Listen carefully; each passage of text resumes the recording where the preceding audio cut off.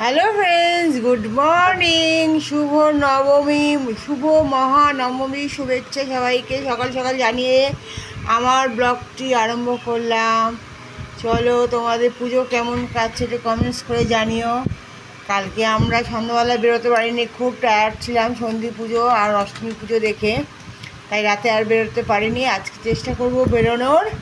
এখন আমি চা খাবো, তাই তোমাদের সাথে শেয়ার করতে চলে এলাম। তোমাদেরকে চা খাওয়া হয়ে গেছে? কমেন্টস করে একটু জানিও। বাবাই বলে দিছ সবাইকে শুভ নবমী। ধরো না, পড়ে যাবে, ঠান ঠান, এই গরম। ঠিক আছে, চলো, ভালো লাগলে লাইক করে দিও, আর অবশ্যই জানিও তোমরা চা খেয়েছো কিনা। চা সাথে নিমকি, আমার নিমকি খেতে খুব ভালো লাগে,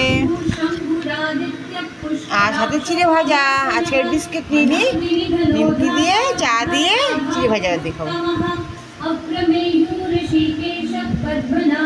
ঠিক আছে বন্ধুরা, তোমরা ভালো করে পুজো কাটাও। কালকেই, আজকে আর কাল হলেই তো পুজো শেষ। খুব মন খারাপ হয় তারপরেই, কিন্তু কি করব, মন খারাপ হলে তো আর কিছু করার নেই। আবার সামনে বছরের অপেক্ষায় থাকবো আমরা সবাই।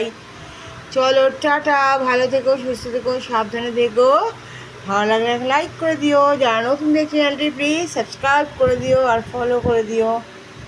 টাটা, দেখা হবে পরে একটি ব্লগে। চলো, টাটা।